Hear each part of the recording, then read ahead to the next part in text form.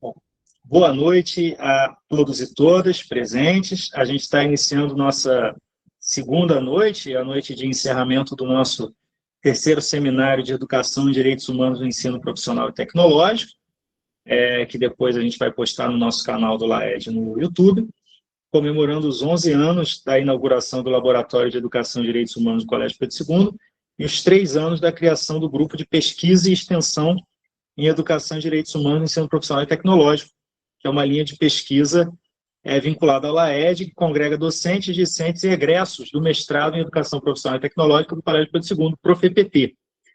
Nesse ambiente que a gente gostaria que fosse estimulante para as pesquisas dos mestrandos e mestrandas vinculados ao nosso grupo, com um espaço de diálogo sobre os desafios e possibilidades da educação e direitos humanos no ensino profissional e tecnológico.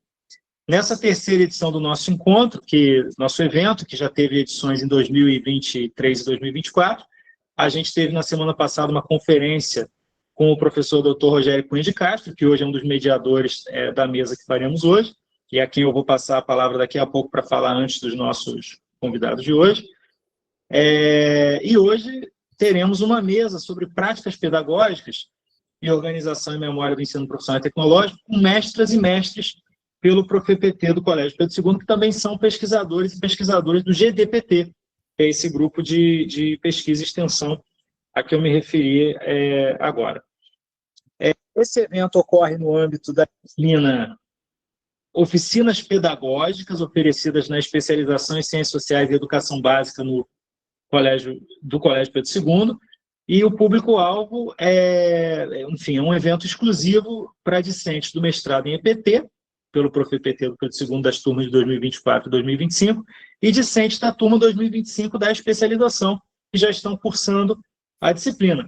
Como após a realização a gente vai postar a gravação no canal do LAED no YouTube, quem quiser vai poder assistir assincronamente, mas sincronamente nós temos aqui mestrandos e mestrandas do ProfEPT e os pós-graduandos da especialização. Quero agradecer muito a cada mestrando e a cada mestranda que está aqui presente com a gente, agradecer muito aos pós-graduandos da disciplina da especialização que estão aqui conosco também, que toparam a gente fazer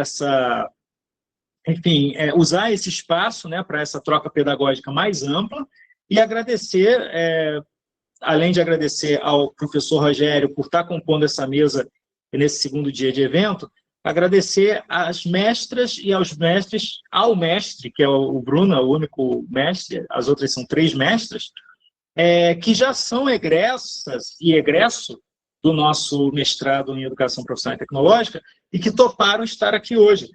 Lembrando que os outros não vão poder participar por questão de agenda, mas eu agradeço também a Andréia Chianello, a Meire Mendes, ao Antônio Oreiro e a Lorena Acioli, pela participação no GDPT. Eles fazem parte de todo esse ambiente que a gente está trazendo aqui para vocês.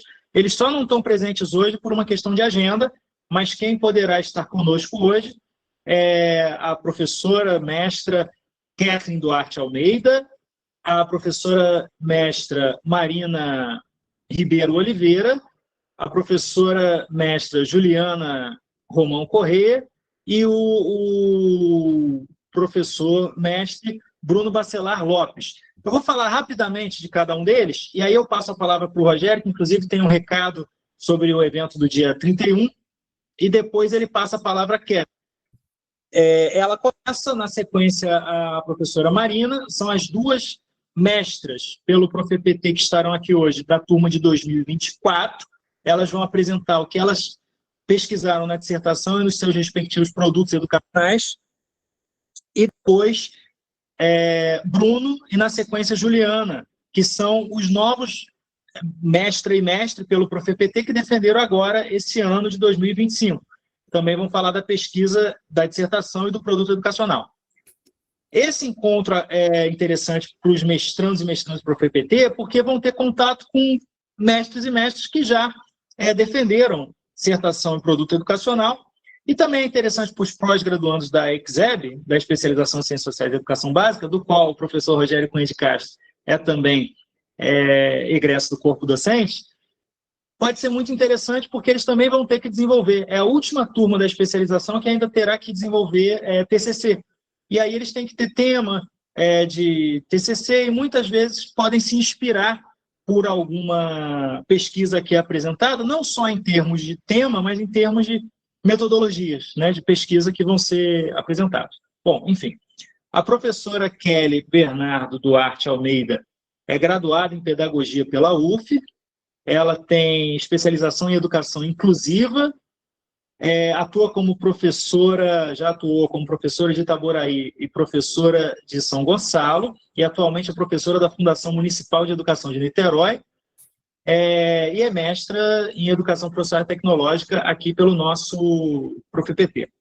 A professora Marina Ribeiro Oliveira é mestre em Educação pelo ProfPT, especialista em Orientação Educacional, licenciada em História pela UFRJ e técnica em Assuntos Educacionais aqui do Colégio Pedro II, atuando como orientadora educacional dos anos iniciais do ensino fundamental, como chefe de setor de orientação educacional e pedagógica do campus Tijuca 1. E também é membro do Comitê de Ética em Pesquisa, pelo qual muitos de vocês têm que passar quando vão apresentar projeto na Plataforma Brasil. E também todos, né, tanto Kathleen quanto Marina, quanto Bruno e Juliana, são pesquisadoras e pesquisador do GDPT. O Bruno Bacelar Lopes é graduado em Ciências Sociais e mestre em Educação Profissional e Tecnológica, e é servidor aqui do Colégio Pedro II, e a Juliana Romão Correia possui graduação em Letras, Português e Inglês, pela Pontifícia Universidade Católica do Paraná, foi auxiliar de biblioteca do Instituto Federal de Educação, Ciência e Tecnologia do Paraná, de 2014 a 2019, e atualmente ocupa o mesmo cargo no Colégio Pedro II, sendo também mestra em Educação Profissional e Tecnológica pelo ProfPT. Passo a palavra, então, ao professor Rogério para fazer considerações antes de passar a palavra para a nossa mesa, começando pela Kathleen. Agradeço novamente pelo aceite, pela presença. Bom, boa noite a todos e todas, né? Carlos, querido amigo, agradeço aqui a assistência mais uma vez, né, de todos aqueles e aquelas que estiveram, né, na semana anterior conosco, né? Também aqueles e aquelas que acessaram, né, o nosso primeiro dia de atividades através do canal do LAED, também poderão, né, acessar, né, futuramente, a noite de hoje, né, nós estamos gravando, né? Então, muito obrigado, né, aos mestrandos, né, que estão aqui conosco do ProfPT e também aos nossos estudantes da especialização em Ciências Sociais e Educação Básica. E agradeço, né, em destaque, né, como o Carlos já mencionou, né, o mestre Bruno Bacelar e as mestras, né, Kathleen, Marina, né, e Juliana, que hoje vão apresentar, né, as suas pesquisas. Queria aproveitar, né, a oportunidade de fazer uma divulgação, né, conforme o Carlos já disse, esse é o nosso terceiro seminário, né, o GDPT vem, né, se firmando, né, e se afirmando, e teremos, né, no próximo dia 31, né, entre 10 e 12 horas do dia 31, uma apresentação na Universidade Federal Rural do Rio de Janeiro, né, um convite feito a nós pelo Seminário de Educação e Sociedade, né, da Federal Rural, e estaremos lá, então, eu, Carlos, e também com a participação especial do nosso amigo colega, o professor Leonardo Brito, apresentando, né, a palestra Sebastião Fourré e a Colmeia, quando a escola oficina educa para a dignidade humana, né? Será uma atividade também gravada e que, né, certamente ficará disponível no canal do LAED para aqueles e aquelas que quiserem, né, consultar. E o nosso aceite se deve também, em grande medida, né, em função do desejo que no próximo ano retornemos, mas não para apresentar nova comunicação, mas, ao contrário disso, para que os nossos mestres e mestras pelo ProfPT e vinculados ao LAED possam também, na Rural, apresentar seus trabalhos, né? E, a partir daí, construir conosco, né, esse esforço, né, de divulgação, né, no que diz respeito à importância, né, da educação em direitos humanos, né, destacadamente no campo da educação profissional, né. Já temos uma parceria consolidada com a Rede Brasileira de Educação em Direitos Humanos, né, que nos orgulha muito, né, e agora também com a Rural, né, e em breve também, penso eu, né, com a Universidade do Estado do Rio de Janeiro. Então, são boas notícias, né, para todos nós do GEDPT, no sentido da consolidação aí do que nos congrega, e né, é isso, uma satisfação muito grande estar aqui mais uma vez essa noite, e passo então a palavra à nossa querida Ketty. Eu comentei antes e esqueci, né? Agradecer, muita gente para agradecer. Tem aqui também os pesquisadores GDPT, Cláudia Burzô, Roberta Xavier, mas agradecer ao professor Roberto Irineu Silva. Esqueci, falei antes, esqueci, já esquecemos na terça passada, mas a gente queria falar e não falou. E hoje eu não posso esquecer de deixar registrado na gravação um agradecimento especial ao professor Roberto Irineu, que liberou muito gentilmente, não é isso, gente, as turmas das aulas do dia 14 e do dia 21 para estarem aqui conosco. Então, quero agradecer aqui ao professor Roberto Irineu, depois vou dizer a ele que fizemos esse agradecimento público, tá bom? Aí. Perdão, Rogério, pode continuar. Não, é isso. Então, já falamos bastante, né? Agora passar então a palavra aos nossos pesquisadores do GDPT, começando pela nossa querida Kathleen Almeida. Kathleen, muito obrigado. A palavra é sua. Boa noite, gente. Como foi apresentado, eu sou a Kathleen Almeida. Também vou deixar aqui o compartilhamento de boas notícias, né? Eu sou professora de educação básica e atualmente estou com a educação infantil e com a EJA. E o nosso livro, lançado no ano passado, Cabelo, Cabelinho, Cabelão, que tem recorte racial, está indo para o Maranhão, no 8º Congresso de Literatura Internacional. Então, nós vamos para o Maranhão falar um pouquinho sobre educação afrocentrada. E estamos participando, né, alguns colegas aqui de Niterói, do seminário ONV, que é Violência e Educação, trazendo o assunto que eu discuti na minha dissertação, que é o assédio moral. Vamos participar desse evento, que vai ser no dia 7 e 8, aqui na UF, na Universidade Federal Fluminense em Niterói, e um outro seminário que vai acontecer também em Niterói, que é os desafios de ser docente, e a gente também continua discutindo o assédio moral com outras colegas. Vamos falar um pouquinho do PPP, dos documentos norteadores, e assédio moral nesse outro seminário do Colune, que é o Colégio de Aplicação da UF. Dito isso, eu consigo compartilhar a tela? Eu vou compartilhar minha tela aqui com vocês e vou pegar esse material aqui. Opa, aqui. Falar um pouquinho do trabalho, né? O nome do meu trabalho foi Assédio Moral, Educação Profissional e Tecnológica e a necessidade de informar estudantes da área administrativa. Kathleen Almeida, sob a orientação do professor doutor Carlos Eduardo Oliva de Carvalho Rego. E aí, nós falamos do objeto de estudo, local, né, que foi no Pedro II, a pesquisa e a educação profissional técnica e tecnológica. E aí eu botei alguns tópicos aqui, da subjetividade, as reflexões sobre o trabalho e as relações, conceitos da EPT, os conceitos do EPT, do PROEJA e de assédio moral, e a necessidade de refletir relações de trabalho para o mundo do trabalho. Esse também foi um trabalho que eu participei do Seminário de Educação Profissional e Tecnológica da UERJ. Então, foi muito bacana, porque acabamos conectando, né, o trabalho e a prática.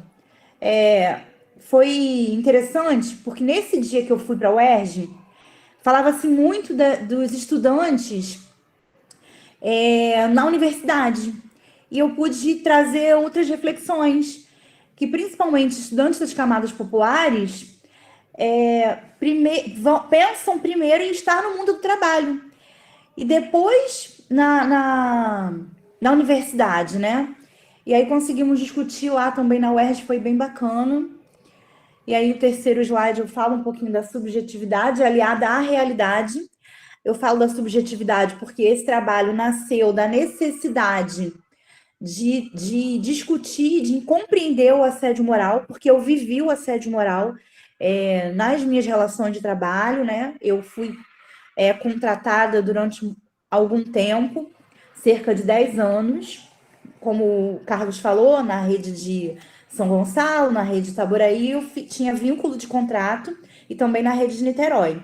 Mais tarde, eu passo para o concurso aqui de Niterói, e aí o meu vínculo muda, e eu hoje sou concursada, e eu tenho também outra coisa para compartilhar, junto com isso. Nós fizemos o capítulo de um livro no meu outro grupo de pesquisa, da educação básica, alfabetização sem cartilhas, e aí nesse capítulo eu trago esse estranhamento, porque eu imaginava que passaria por assédio moral pelo vínculo de contrato, e não com o vínculo de concurso, né? Com o vínculo efetivo. E aí, para minha surpresa, eu passo pelo assédio moral também, com esse vínculo, e trago aqui alguns dados, né? Mais de 50 mil casos de assédio moral foram ajuizados na Justiça do Trabalho, segundo o próprio órgão, em 2021. E aqui tem alguns dados reais de 2022, já dados internacionais. Depois tem aqui alguns dados do estado de São Paulo. Cerca de 54% dos docentes disseram já ter sofrido algum tipo de assédio ou agressão no ambiente de trabalho.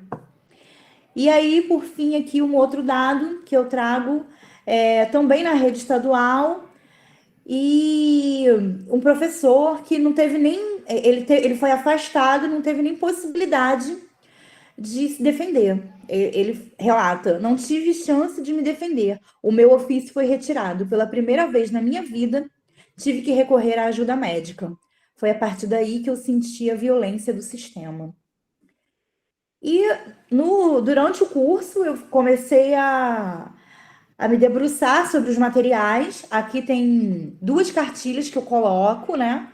Mas eu tive muitas cartilhas, e até hoje faço pesquisa de muitas e muitas cartilhas, e uma das coisas que eu observo nas cartilhas é o conceito de assédio moral, o que é assédio moral e o que não é assédio moral. Basicamente, todas as cartilhas, eu já examinei mais de 30 cartilhas pelo Brasil, né, federais, municipais, regionais, e todas elas têm essa característica, o que é e o que não é.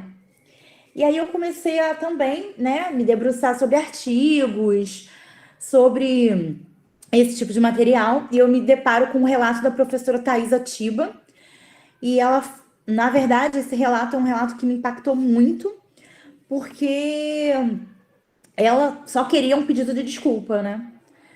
E aí, trazendo também de novo para minha subjetividade, no final de 2023, eu tomo coragem e faço a denúncia.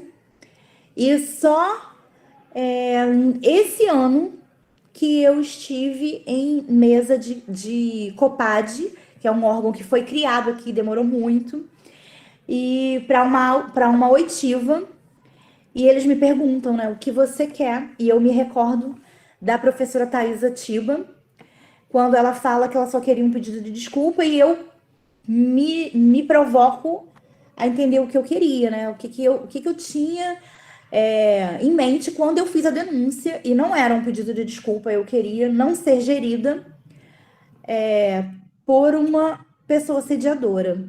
Essa professora, o relato dela é fortíssimo, ela traz que ela desistiu, ela abriu mão da vaga dela, né, do trabalho, e ela saiu, e a diretora continuou nessa escola. Então eu comecei a a pensar como poderia trazer todo esse material para a EPT, né? Para o trabalho, pegando os conceitos discutidos no primeiro ano, que a gente tem muito mais disciplinas para embasar no nosso trabalho, e eu comecei a pensar como é que eu poderia fazer o meu trabalho ser desenvolvido, né? E aí, com a parceria do Carlos, nós pensamos nessa examinação de documentos, depois de examinar os documentos, e como que eu poderia contribuir. E o meu produto acabou sendo um teste informativo sobre o assédio moral para estudantes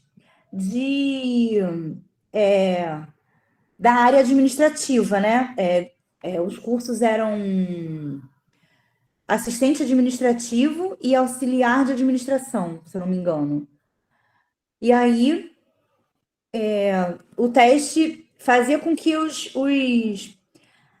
esses estudantes, eu brincava, eu lembro que eu brinquei na época que eu falei assim, a gente precisa falar de assédio moral para pessoas que ainda não estão no mundo do trabalho. E aí eu brinquei e falei assim, é igual casamento, né? Ninguém conta pra gente antes, mas a gente vai fazer diferente, a gente vai contar, olha, no mundo do trabalho tem muitas situações e o assédio moral é uma coisa que acontece. E hoje eu faço parte do Sindicato de Educação dos Profissionais de Educação aqui de Niterói, e a minha secretaria, né, a secretaria que o sindicato me propôs, é de combate ao assédio moral e direitos humanos. E a primeira coisa que eu faço é tal qual eu fiz no produto, né? É definir o que é assédio moral. Porque muitas vezes a pessoa que é assediada, ela não sabe que ela está sendo assediada. A gente não nomeia. Então, eu identifiquei eu identifiquei que essa pessoa precisa saber que ela está passando por isso. Então, parecido com as cartilhas, isso é assédio moral. Mas como eu identifico que é? Porque às vezes, falando, conversando e tal, essa pessoa não se dá conta. Mas quando a gente materializa, olha, isso pode ser assédio moral, e aí eu trago isso, né? O meu produto tem a definição do que é o teste, depois o conceito de assédio moral de fato, um teste e com os resultados o que fazer. Quais caminhos tomar, né? Essa é uma pergunta que sempre me aparece aqui, colegas da rede municipal de Niterói e de outras redes. Como que eu faço quando eu descubro que eu estou passando pelo assédio moral? E aí aqui tem algumas perguntas. O objetivo, desse teste, né, auxiliar os educadores do programa de educação profissional e tecnológica conhecerem ações em caso de assédio moral. Em caso de assédio moral, o que eu faço? E aí vem aqui algumas situações, né? Imagina uma situação onde você começa a se sentir sobrecarregado. E o que você faz? E aí tem as opções para as pessoas e os resultados, né? Se você marcou mais respostas 1, você está no caminho certo, conversar em equipe. O que você pode fazer a partir do que você compreendeu, do que você está vivendo, da sua vivência, do que você está compreendendo do que está vivendo. E se você marcou mais respostas 2, aí tem uma caminhada, né, que é preciso para tomar alguma atitude de denúncia para sair dessa situação de assédio. No meu trabalho, né, na dissertação, eu trago ainda assim os danos, né? Quais danos nesse trabalho e no trabalho desse último livro que a gente produziu aqui, na Alfabetização Sem Cartilhas, que é o grupo de pesquisas que eu também faço parte. Estamos falando bastante de adoecimento docente, então pensamos que danos, né? Quais danos o assédio moral pode causar. E aí são muitas reflexões que eu coloco tanto na dissertação quanto nesse capítulo desse livro. Aqui eu trago um pouquinho sobre mim. Esse é um poema que eu escrevi, se der tempo eu posso ler, Querem nos matar, combinemos de não morrer. Quem é Kathleen Almeida? Poeta, professora da Educação Básica da Rede Municipal de Niterói, cidade onde reside com a família. Filha, irmã, mãe, esposa, recentemente avó, se lançou sob o desafio do mestrado em Educação Profissional e Tecnológica. Vem se apropriando, mais uma vez, da academia e toda a imposição que esta provoca, instiga e até convoca. É apaixonada pela educação pública e pelo chão da escola. Pesquisa as belezas da infância, do fazer docente, das diferenças do papel político do educador. Viveu por um tempo e voltou a experienciar o assédio moral na pele, mas segue sendo uma otimista incurável, que acredita na força do coletivo.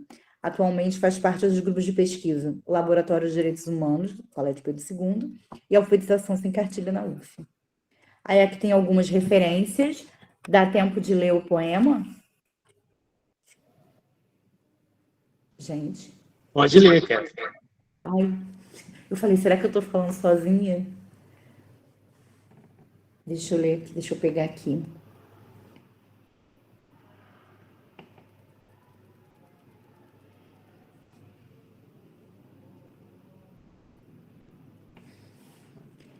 Querem nos matar, combinemos de não morrer. Covardemente tentam nos fazer perecer. Querem nos matar de vírus ou de fome, de doenças físicas ou psicológicas. Nos ferem na alma, no coração, nos chamando pelo nome. Querem nos matar, rapidamente ou de forma vagarosa, explicitamente de maneira vergonhosa. Querem nos matar, tirando o pão de cada dia, abusando de nossa mão de obra, sugando nossa energia. Querem nos matar, rasgando a Constituição, nos expondo em diversos aspectos, nos colocando abaixo do chão. Querem nos matar de raiva, de tristeza, de desinformação, alimentando em nós a extrema pobreza. Querem nos matar, roubando os nossos direitos, nos colocando uns contra os outros, oprimindo-nos, plano perfeito. Querem nos matar, nos impondo alta produtividade, nos fazendo trabalhar, até que a morte chegue de verdade. Querem nos matar, combinemos de não morrer. A nós cabe lutar, nos unir para conseguirmos nos defender. Kathleen Almeida.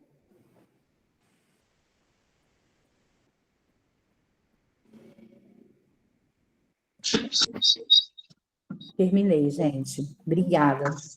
Muito obrigada pela oportunidade. Qualquer dúvida, eu estou aqui. Parabéns, Kathleen, pela apresentação.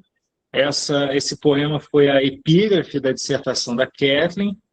Ela, enfim, foi uma dissertação escrita e que ela apresentou com esse produto educacional da cartilha eletrônica contra o assédio moral, um momento aí com muito envolvimento, né, Kathleen, é subjetivo realmente com esse tema de pesquisa sobre o assédio moral, e em que ela fez um trabalho propositivo pensando no PROEJA, ou seja, no ensino profissional e tecnológico, mas em uma ação de educação de direitos humanos contra o assédio moral no ensino profissional e tecnológico, apresentando como produto educacional essa cartilha e mais a dissertação. Então, parabéns a Kathleen. Depois a gente volta para o debate. Passamos a palavra, então, agora à professora Marina Ribeiro. Opa, estava com o microfone fechado. Boa noite. Queria saudar também a Kathleen, que foi minha colega de turma, né, que apresentou antes. Ficou até meio assim de apresentar depois dela, né, porque ela trouxe aí tantas contribuições e coisas que ela vem fazendo ao longo desse ano, né, e, enfim, nós nos aproximamos muito ao longo do mestrado. É uma pessoa que eu admiro muito, fico muito feliz de estar aqui com ela. Então, hoje, né, eu vou até depois compartilhar o material, mas, assim, mais do que falar sobre no que consistiu a minha pesquisa, né, na questão do embasamento teórico, metodologia, resultados, eu queria falar um pouco sobre esse percurso do mestrado, assim, meu percurso enquanto pesquisadora no mestrado, né, como eu cheguei até o meu tema, e como mais ou menos eu desenvolvi, porque eu acredito que isso seja muito a dúvida de muitos e os desafios que a gente enfrenta quando a gente entra no mestrado, principalmente, né, depois de um tempo afastados da academia, né, como é o caso de muitos pesquisadores que entram no próprio PPT, em outros mestrados profissionais, né, os estudantes da graduação também, do Pedro II, às vezes nós chegamos assim depois de muito tempo, né, afastados da academia ali, porque somos trabalhadores, estamos ali no nosso processo do dia a dia, e a gente tem que se encontrar nesse processo, né, definir tema de pesquisa, que é uma coisa muito desafiadora, e depois como desenvolver essa pesquisa, né. Eu contei no meu percurso com a orientação do Rogério, que é uma pessoa assim. Eu sempre falo isso, né, quando eu estou em outras apresentações, porque ele é uma pessoa que traz esse lado humano para o âmbito da pesquisa, assim, né, entende a nossa subjetividade, as nossas fragilidades, ali, os nossos medos, que muitas das vezes são limites da nossa cabeça, né, muito mais do que uma limitação de fato ali da nossa capacidade, são coisas que são limites que nós mesmos nos impomos, né? Nesse processo, assim. E ele foi muito importante nesse processo, assim, para mim, para me dar essa confiança. Eu sempre chegava cheia de dúvidas e ficava, Marina, não, tá ótimo, não é assim, não se preocupa, faça assim. E aí eu me lembro que bem na véspera, assim, da minha defesa, eu falei assim, mas eu tenho muitas perguntas abertas, como é que eu vou justificar isso se a banca vier me perguntar, né? Essas pontas soltas, ele falou assim, mas a pesquisa, ela é isso, ela nunca está acabada, né, e aí eu internalizei isso, porque a nossa trajetória enquanto pesquisadora é assim, né, ela é completamente inacabada, a gente está sempre buscando os novos espaços, sempre se reconstruindo, sempre pesquisando, e o mundo acadêmico é isso, né, a gente tem que deixar, instigar novos pesquisadores a também aprofundar aquele assunto, né. Eu vou compartilhar aqui o material, deixa eu ver. Eu não vou falar de tudo, tá, pessoal? Essa foi a minha apresentação. A minha dissertação foi muito grande, no final das contas, porque eu acabei falando de um tema assim, que me rendeu um bom material, né? Eu consegui. Também não foi à toa, né? Tive que correr muito atrás de muito material, de muitas pessoas respondendo a minha pesquisa, então eu tive um vasto material para tratar e eu quis tratar o máximo que eu pude. Então, minha dissertação ficou bem grande. Eu posso até depois compartilhar para quem quiser assim, ler melhor, entender melhor os procedimentos metodológicos, né, o embassamento teórico. Eu estudei, né, na minha dissertação, o título da minha dissertação foram as mediações entre a formação escolar e o mundo do trabalho na perspectiva dos egressos, limites e possibilidades do PROEJA para inserção profissional. E como eu cheguei até esse tema, né, antes de eu abordar rapidamente ele, eu, na realidade, cheguei no mestrado com muitos, assim, sem saber o que eu ia pesquisar, essa é a verdade, né? E ali, a gente chegava um momento que tinha que definir qual ia ser a escolha do nosso tema, e eu pensei assim, bom, o PROFEPT, em Educação Profissional Tecnológica, eu tenho que abordar, né, especificamente, óbvio, a Educação Profissional e Tecnológica, aí escolhi o PROEJA, eu falei, ok, o que eu vou explorar sobre o PROEJA? E como eu sou professora de História de formação, né, e eu já havia estudado na graduação História do Mundo do Trabalho, e eu pensei assim, bom, eu posso justamente fazer uma relação entre o mundo do trabalho e o PROEJA na minha dissertação, pensando nessa perspectiva da inserção profissional, que eu entendia ser um dos objetivos principais dos adultos, né, que procuram o PROEJA para se profissionalizar. Então, esse era o meu pensamento inicial, que essas pessoas, elas procuravam esse tipo de formação para conseguir uma colocação no mundo do trabalho, conseguir um emprego melhor, né, um emprego que garantisse uma dignidade maior para suas vidas. Só que no início eu pensei assim, bom, eu chegar aos egressos vai ser difícil, porque são pessoas que já se formaram, como eu vou ter contato com essas pessoas, e eu me lembro que na minha banca de qualificação, eu tinha pensado em falar sobre os concluintes, né? Eu falei assim, justamente por uma questão prática, porque os concluintes eu achava que eu ia ter mais facilidade de acesso a essas pessoas para eles responderem o meu material. E eu lembro que a banca de qualificação falou assim, mas como é que você quer falar de inserção profissional e vai falar de pessoas que ainda não se formaram, que ainda estão no processo, que tal falar mesmo sobre os egressos? Eu falei, mas não vai ser muito desafiador falar sobre os egressos?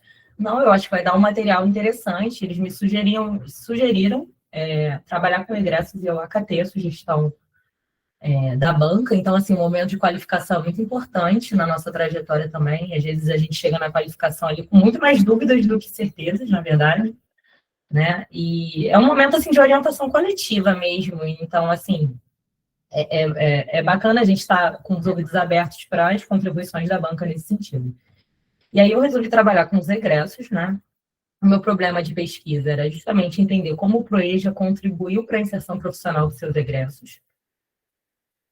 E aqui, falando das mediações entre essa formação, né, essa formação escolar no ProEja e o mundo do trabalho, eu, estudando sobre a temática, né, vou até pular aqui os objetivos específicos, porque depois eu falo melhor nos resultados, mas eu, estudando os autores que falam sobre inserção profissional e o mundo do trabalho, eu entendi que, numa perspectiva, né, que é a perspectiva que eu tracei, numa perspectiva do mundo do trabalho, entendida como, não apenas como um sinônimo de mercado de trabalho, né, mas como todo o universo do trabalho, para além das profissões, a forma como as pessoas se relacionam com o mundo do trabalho, as estratégias que elas tomam para se inserir ou não, né, a forma como elas entendem subjetivamente esse processo,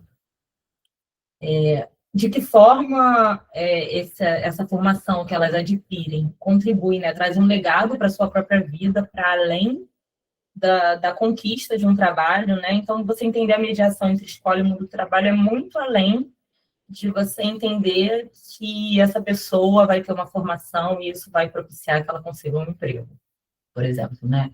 Então, esse é justamente o conceito de inserção profissional que eu trouxe na minha dissertação, e eu discuti isso bastante, assim, foi no cerne da minha dissertação, toda essa mediação escola, mundo do trabalho, a partir desses dois eixos, né? Inclusão laboral, que é justamente, assim, o objetivo material, né, de reprodução material da vida, de conseguir um trabalho, e também o legado dessa formação para o indivíduo, né, subjetivamente, assim, como ser humano, entendido como a gente estuda na EPT, como um ser unilateral, né, multifacetado, né, não só como aquele que executa uma determinada tarefa.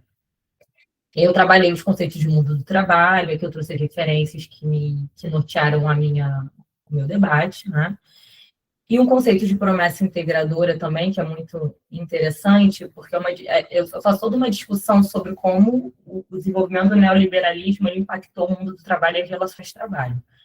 E como é que a escola se coloca nesse processo, né? Porque a escola, ela acabou, para muitas pessoas, né?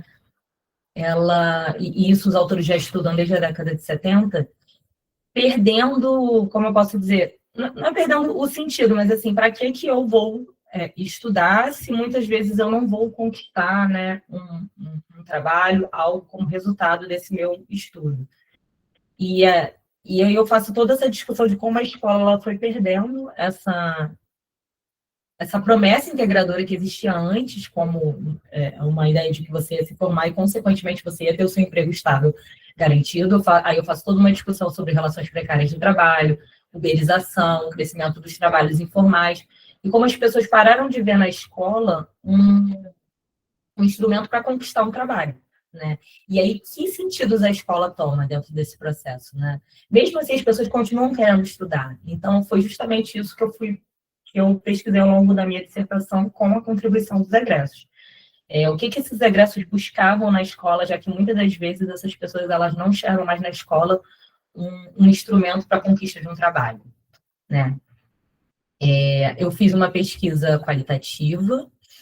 Eu não vou aqui entrar muito no debate, né, teórico sobre o que é uma pesquisa qualitativa, o que é análise quantitativa, análise qualitativa, enfim.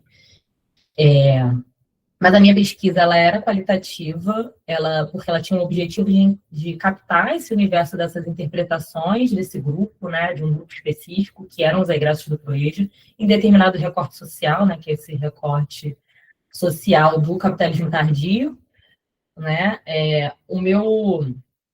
aí as minhas amostras, né, foram principalmente os egressos do campus Centro Tijuca 2, do Colégio Pedro II, que são campos que têm o curso técnico em administração, que foi o curso que eu utilizei também como recorte. E eu apliquei um questionário semi-aberto para eles, ou seja, perguntas fechadas e perguntas abertas em que eles poderiam responder com as suas próprias palavras. Eu também pesquisei, apliquei entrevista semi-estruturada com um grupo de docentes do PROEJA, que ocupavam função de coordenação, né? E aí é interessante porque antes o meu objetivo era fazer uma entrevista com essas pessoas. Na qualificação, também, aí mais uma vez mostrando como a qualificação é importante nesse sentido,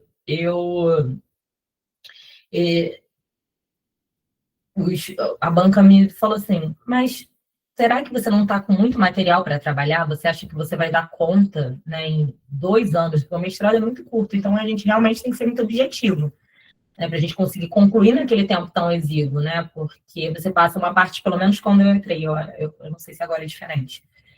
A gente não precisava ter um pré-projeto, então as pessoas entravam sem ter, como eu entrei, sem ter noção do que iam pesquisar, e a gente vai descobrindo o que vai pesquisando ao longo do curso, e aí você tem que cursar as disciplinas, qualificar, pesquisar e defender. Então, é muita coisa para fazer em 2 anos. E eles falaram assim, eu acho que o questionário já vai te dar bastante elementos para pesquisa, e realmente eles estavam certos, porque só a aplicação do questionário já me deu muito material. E com o meu processo de coleta de dados, assim, foi tudo muito rápido por conta, né, dos prazos. Então, eu comecei pelo campus Tijuca 1, eu já entrei em contato com os egressos, e aí, nesse caso, o WhatsApp facilitou, porque por e-mail eu não tive retorno. Então, o WhatsApp é uma ferramenta, né, que aproxima muito, né, as pessoas nesse sentido. Através da secretaria do campus, eu fui indo atrás desses contatos, muitos contatos desatualizados, então foi um trabalho braçal muito grande nesse sentido. Depois eu inseri o Campus Centro, porque eu queria uma amostra um pouco maior. Eu tinha obtido 31 respostas no meu questionário aplicado no Tijuca, e no Centro eu obtive mais 26, ficando com uma amostra de 57 participantes, então eu tive muita resposta para analisar. Porque as respostas fechadas eram mais fáceis de eu conseguir fazer uma análise quantitativa e padronizar ali as respostas, elaborar gráficos e tudo mais, mas as respostas qualitativas eu precisava de uma análise mais minuciosa, de a partir das respostas das pessoas, obter padrões para poder justamente pensar e analisar as percepções dessas pessoas sobre o seu processo educativo e sobre o mundo do trabalho. Aí é que eu falei, eu não vou me abordar nisso, porque, enfim, não é pertinente no momento, mas eu utilizei o método de análise de conteúdo, e aí é um tipo de referencial que é muito comum nas pesquisas qualitativas em educação, então provavelmente vocês vão ter contato em algum momento. E aqui, bem rapidamente, os resultados da minha pesquisa, eu consegui entender uma faceta dessa realidade profissional, quais foram as mudanças profissionais dessas pessoas, a área de atuação delas. Então, aqui, 46% das pessoas que... Isso daqui é 46% das pessoas que estavam empregadas, porque tinha um grupo de desempregados também. 46% eram trabalhadores de serviços administrativos, apenas 4 em cada 10, né, 40% tiveram alguma mudança profissional após o término do curso. E aí, nessa parte aqui, eu achei interessante, porque eu pedi para que eles me respondessem se existia uma relação da profissão que eles tinham atualmente com a formação escolar deles, do curso.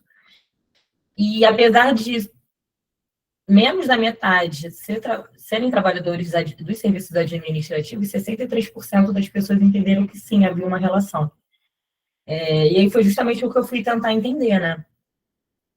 E eles trouxeram, né, com as suas próprias palavras, como a formação deles no PROEJA contribuiu para a atuação profissional mesmo fora da área administrativa, né? Muitos seguiram carreira no ensino superior também, em outras áreas de formação, como historiadores, sociólogos.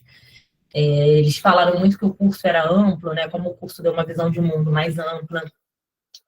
Eles falaram também sobre expectativas de realização pessoal com o curso, né?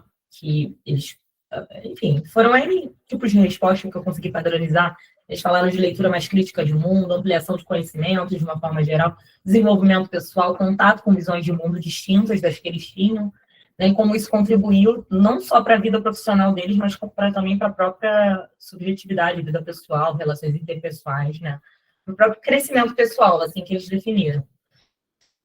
E não sei quanto tempo mais eu tenho, eu não quero me alongar muito, para não ficar enfadonho, mas... Fica à vontade, Maria. Mas aí no meu produto educacional, que também foi uma sugestão da banca, e aí eu estou enfatizando a questão da banca de qualificação, porque às vezes a gente fica ali com muito receio de, é um momento de avaliação, eu estou sendo avaliado, eu vou ser criticado, e tem toda aquela tensão que eu fiquei muito, mas assim, foi muito mais um momento de troca e de aprendizado do que um momento em que eu me sentia ali sendo julgada ou avaliada negativamente, sabe? Foi muito importante para os rumos da minha pesquisa, esse momento. E aí eles falaram assim, sugeriram a construção de um perfil do egresso do curso Técnico em Administração, que foi o que eu estudei, porque não existia esse documento, esse perfil do egresso na instituição. E eu fui pesquisando em outras instituições, universidades, institutos federais, e algumas tinham o perfil do egresso, falavam de perfil do egresso, mas falavam muito de uma forma geral. Por exemplo, o perfil do egresso do aluno do Colégio Pedro II, né? O perfil do egresso do aluno da universidade, sei lá, da UFRJ. Pouquíssimos falavam especificamente do perfil do egresso de um determinado curso, né? Não faziam esse recorte. O que é muito importante para a gente, para a questão da avaliação institucional. E no meu documento, eu falei tanto do perfil socioeconômico, profissional e educacional desses egressos, a partir da análise quantitativa que eu fiz, quanto do perfil profissional de conclusão em campo de atuação profissional, ou seja, a partir de um documento da instituição, que é o plano pedagógico do curso, eu consegui entender assim, o que a instituição espera desse estudante após a sua formação, né? Qual o perfil de profissional que a instituição espera formar. E qual o campo de atuação que essas pessoas podem exercer. Então, eu fiz esses dois eixos. Aí eu abordei bastante a Lei 10.861, que ela fala da avaliação, a legislação da avaliação institucional nas universidades. Né? E, recentemente, agora eu não me recordo o número da lei, mas foi criada também uma lei da avaliação institucional dos institutos federais, se não me engano, da educação profissional. Não, da educação profissional. Isso, da educação profissional. E aí a autoavaliação institucional é um eixo da avaliação institucional, né? A instituição precisa sempre se autoavaliar para entender os rumos que ela, não só os rumos que ela está traçando, mas assim, se aquilo que ela tem como objetivo de formação está sendo alcançado e o que pode mudar ou não. E a construção de um perfil do egresso é uma forma de autoavaliação. É uma forma de ampliar as possibilidades de inserção profissional. Poxa, será que é bacana, então, esse curso aqui, será que é legal mesmo a gente oferecer? Será que não é legal a gente, às vezes, mudar? Porque está sendo demandado um outro tipo de formação pela população, né, pela comunidade, de uma forma geral. Eu até falei aqui que no processo, né, foi uma sugestão da banca. Eu fiz uma pesquisa no site do Pedro II. O Pedro II, ele tinha ele tem, na verdade, uma página falando de perfil do egresso, mas é isso, eles traçam bastante o perfil do egresso do aluno do Colégio Pedro II e falam de uma forma geral. E aí eu quis especificar falando do ProEja, do curso técnico em administração. Aí aqui tem algumas fotos do meu produto educacional, ele já está publicado com ISBN pela Imperial Editora, então ele é público, pode ser consultado por qualquer pessoa. Aqui os gráficos sobre perfil profissional, perfil socioeconômico, quantidade de homens e mulheres no curso. Eu aproveitei, na verdade, os gráficos que eu já tinha utilizado na minha dissertação, né, os dados que eu tinha usado na minha dissertação para poder. Aí, claro, né, com toda uma diagramação bonita que não fui eu que fiz, porque eu não sei fazer, uma coisa tão bonita assim. Foi uma grande amiga minha que fez para mim. E foi isso, basicamente, assim, a minha pesquisa. E eu deixei em aberto aqui, né, nas considerações finais, eu falei isso também na minha dissertação, na minha apresentação, na minha defesa, sobre os resultados a serem aprofundados em pesquisas futuras, que era justamente o meu grande receio de deixar pontas soltas, que o Rogério me tranquilizou e falou que não existe isso, que toda pesquisa deixa pontas para o futuro, né? Até porque, né, a gente tem que entender a nossa própria limitação, né, em relação àquele objeto. E a pesquisa está aí para todo mundo fazer.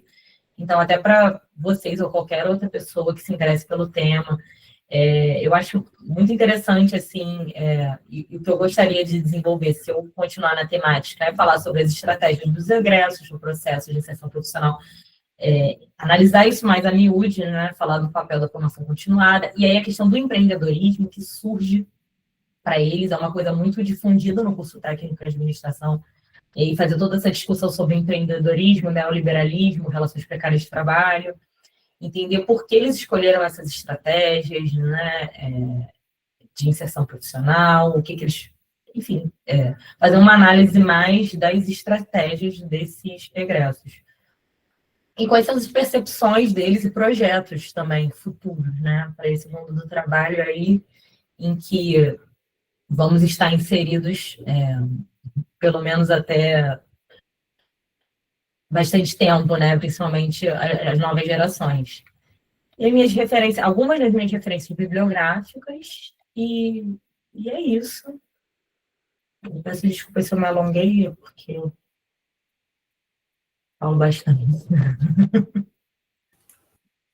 Eu compartilhei, assim, não falei tanto dos resultados, porque são coisas que vocês podem ler também, de interesse, né? Mas eu quis falar um pouco mais do processo. Eu agradeço a atenção. Foi ótimo, Mariana. Não tem nada que se desculpar por nada. Vocês sabem que, recentemente, o Colégio Pedro II, através da Imperial Editora, publicou o Anuário de Pesquisa 2024 e enviou, enfim, para quem tem grupo de pesquisa, para quem tem pesquisa cadastrada em iniciação científica. E esse anuário de pesquisa só conta com pesquisas de iniciação científica júnior, iniciação e inovação, projetos preparatórios para Olimpíadas Científicas e iniciação científica da graduação. E eu escrevi para eles dizendo o seguinte, que eu gostaria de fazer uma sugestão para o anuário 2025. Vou deixar registrado aqui também, antes de passar a palavra ao Bruno Bacelar ou ao Rogério, se ele quiser comentar a apresentação da Marina, que é o seguinte, nesse anuário tem que entrar grupos de pesquisa, né, que a gente está fazendo aqui, por exemplo, é um esforço, independente de projetos aprovados nesses editais de iniciação científica. Tem que entrar produção intelectual anual, por exemplo, artigos acadêmicos, livros, apresentações em eventos científicos, organização de eventos, outras produções técnicas dos pesquisadores e pesquisadoras dos grupos de pesquisa do Colégio Pedro II cadastrado CNPq, conforme lá o currículo Lattes. E terceiro, que foi a sugestão mais forte que eu dei, eles inserirem também as pesquisas de dissertações e produtos educacionais defendidos nos programas de mestrado da instituição, ProfEPT, ProfMat, MPEB e os TCC das especializações e as monografias de conclusão de nossas graduações. Porque tudo isso é pesquisa produzida pela instituição. Tudo isso se vinculam à atuação dos docentes da instituição como pesquisadores, como pesquisadoras, como orientadores das pesquisas realizadas no âmbito da instituição.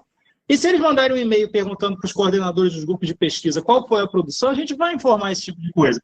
Então, eu vejo um trabalho como o da Marina Ribeiro, que foi destaque, né, Rogério, da Nacional, foi destaque nacional de todas as dissertações do ProfEPP, pela qualidade, pesquisa orientada pelo professor Rogério Cunha de Castro, e eu vejo isso e falo assim, olha, não é possível que isso não esteja no anuário de pesquisa 2024, uma pesquisa desse porte, isso é pesquisa de ponta que está sendo produzida pelo Colégio Pedro II. Rogério, acho que você tem alguma palavra, você comenta e depois passa para o querido Bruno Bacelar. Mas assim, né, assim, não era exatamente o que eu ia falar, mas diante do que você acabou de expor, né, que é revelador de um duplo desconhecimento, né? Primeiro de tudo isso que você já mencionou, e no caso da pesquisa da Marina, né, da necessidade de dar conta dessa lacuna que o trabalho dela tenta, né, ajudar a preencher, né, que é a pesquisa sobre egressos, né, que é algo importantíssimo. Mas, enfim, né, Carlos é mais elegante, melhor deixar que ele faça essas sugestões. Né?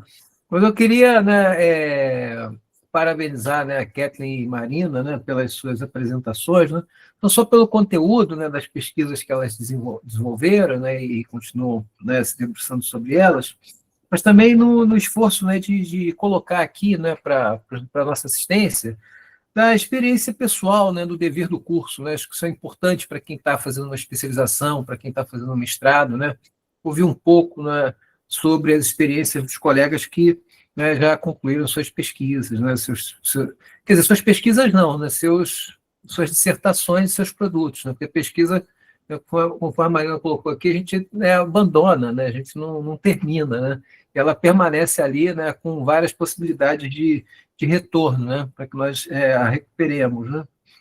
Mas eu achei muito bacana porque ambas as apresentações, né, destacam que os dramas, né, as necessidades humanas, né, dessa parcela, né, da comunidade escolar, né, nossa, que é o Proeja, né, e como a escola pode ser hostil, né, também em seus silêncios, né? Em ambas as pesquisas a gente pode observar isso, né? Então, quer dizer, tudo somado, né, sublinha a importância da educação em direitos humanos, né, no espaço da escola, né? E a escola precisa ser um local de pertencimento, né? As pessoas precisam se sentir à vontade no espaço da escola, né? Então, um outro aspecto, acho que significativo, e que a Mariana mencionou aqui no caso, foi a questão da forma de ingresso, né, no caso do nosso ProfPT. Né? Quer dizer, a gente não está colocando em dúvida a capacidade das pessoas, né, que ingressaram no curso, não se trata disso.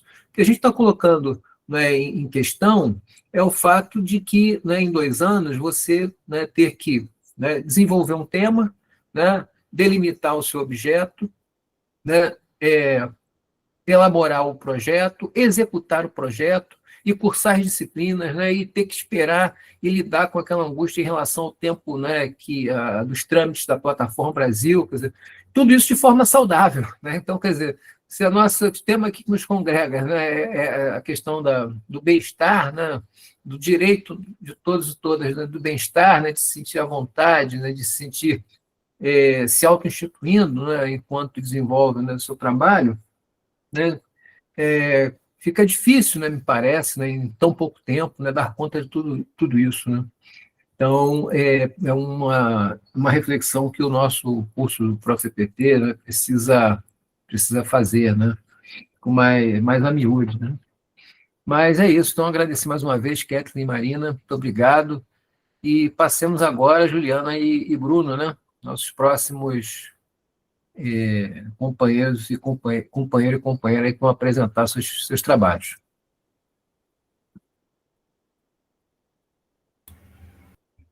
Sou eu ou é a Juliana?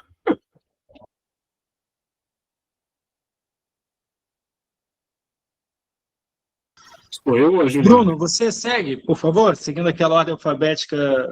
Ouvimos Kathleen e Marina, ano 2024, e agora Bruno e Juliana, do ano 2025.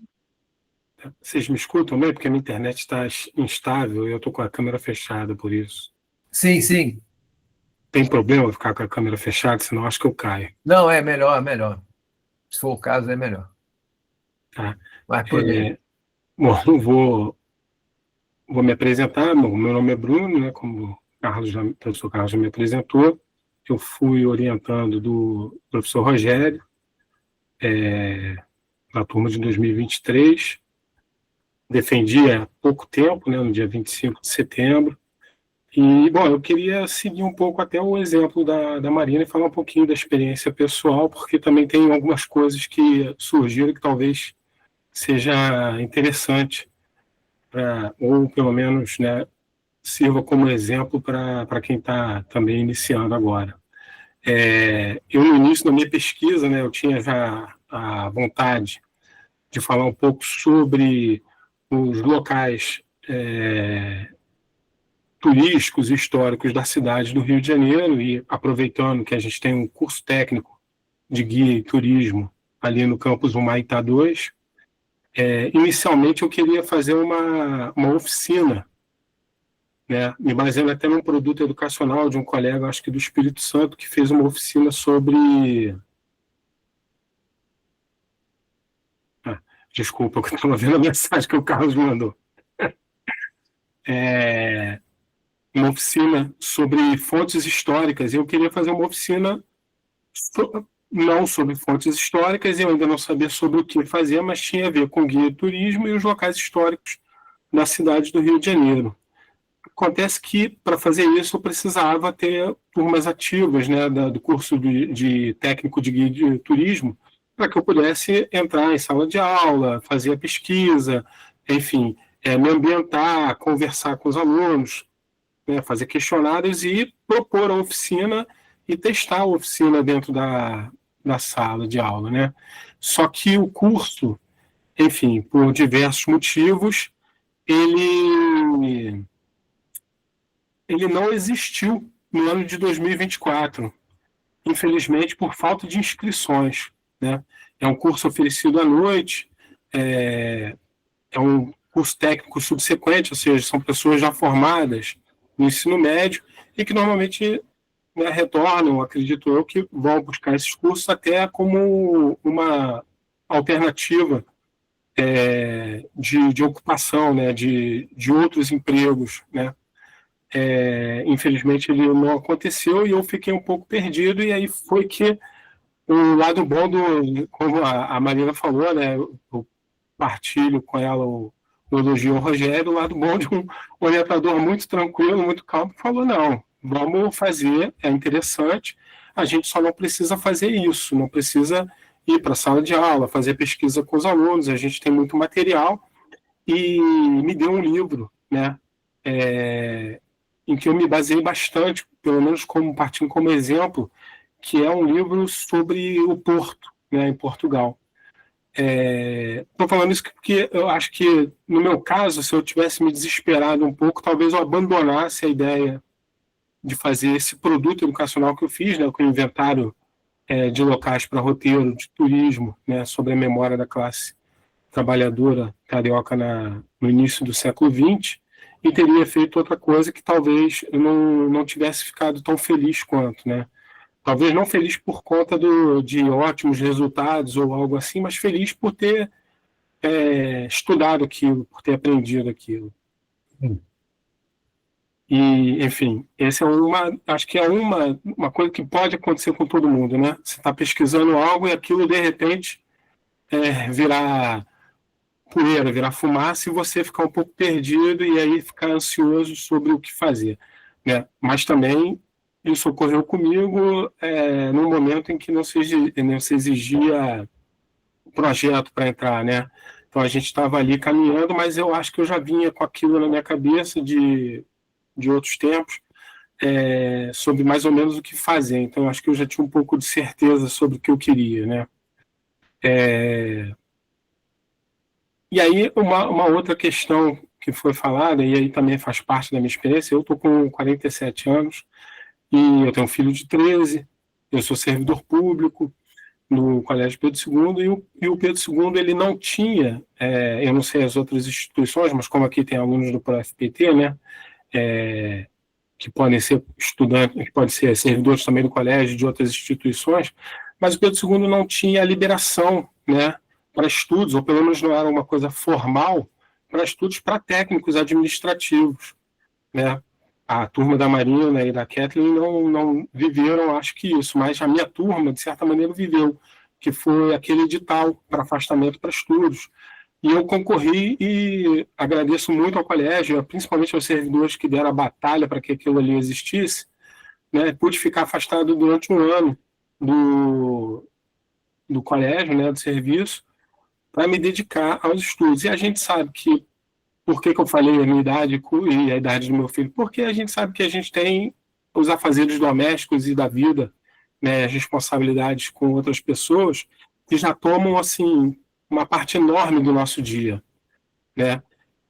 E a Marina está falando que conseguiu 6 meses. E essa a outra coisa que eu gostaria de falar a vocês. Não deixem de tentar, de lutar por isso, exato. De brigar pelo afastamento, de conversar, de discutir com a chefia a necessidade. Eu tive, por sorte, aqui um agradecimento, infelizmente eu acho que ele caiu da reunião, mas é aluno dessa turma agora, de 2025. O meu chefe, o Valdir Tati, que era o corregedor do colégio. Hoje em dia ele já está em outra instituição, que é a Fiocruz, mas ele, no primeiro momento que eu falei, preciso de um afastamento para estudos, ele falou, sem problema, faz a ficha, preenche, me manda que eu assino. Então, assim, também existia esse tipo de chefe, com essa consciência, com essa vontade de também ajudar o outro colega, ou perceber que aquilo é importante, é fundamental, né? E aí eu queria aqui fazer um agradecimento de pronto a ele, mas estou fazendo a turma dele que transmita a ele quando for possível. Bom, depois desse prelúdio, eu vou seguir. Valdir é representante, que bom. Ele é demais, é uma pessoa maravilhosa, um camarada competente demais. Eu vou seguir, e aí eu vou. A Marina, a Marina, ela antecipou muitas das coisas que eu também vivi, né? Por isso que eu acho que é bom a gente repetir.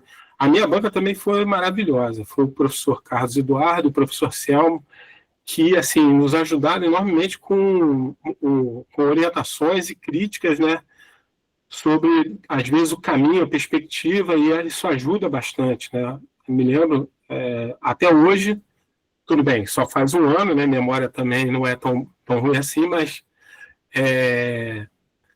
das palavras do professor Carlos e do professor Cel, mais ou menos dando algumas orientações.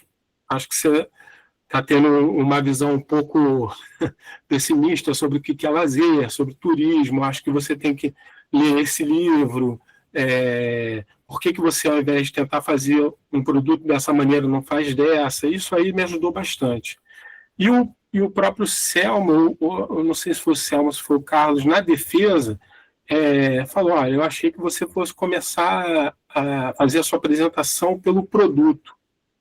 Então, assim, eu vou tentar falar um pouco da minha dissertação, né, mas vou tentar mostrar e compartilhar o meu produto, né, que eu acho que eu, pelo menos, fiquei contente com ele, com a feitura dele, né, eu acho que se destaca mais até do que as análises que foram feitas na dissertação, né, foi uma pesquisa qualitativa, né, de revisão bibliográfica, né, não uma revisão bibliográfica, mas análise bibliográfica sobre as obras que tratavam do tema, né, o tema, a formação da classe operária carioca, né, na primeira década do século XX, né,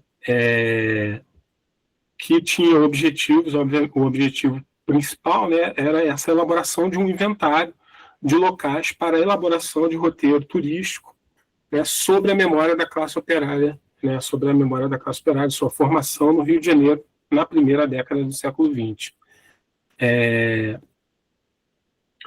Eu, então, comecei a fazer uma análise dessa bibliografia, e a partir da análise da bibliografia, né, além de ter uma perspectiva diferente sobre a análise da formação da classe, né, algo que pelo menos me toca bastante, eu também mapeava os locais aqui no Rio de Janeiro onde aconteciam eventos que eu entendia como importantes, né, e que eram construtores, né, dessa classe que se formava, principalmente nesse início do século XX.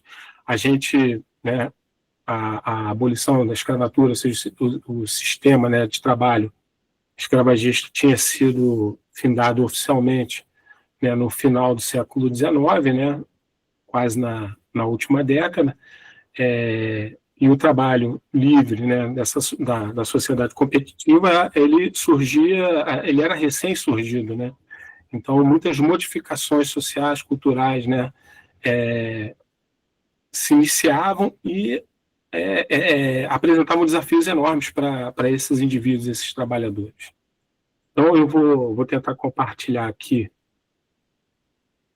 o meu produto.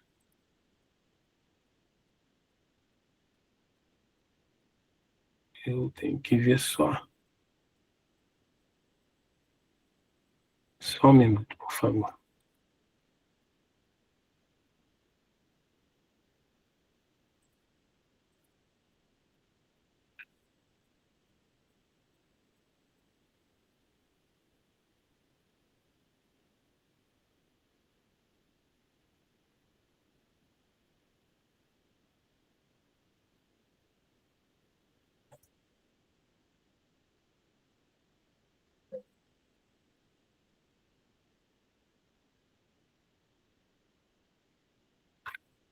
É, eu... é,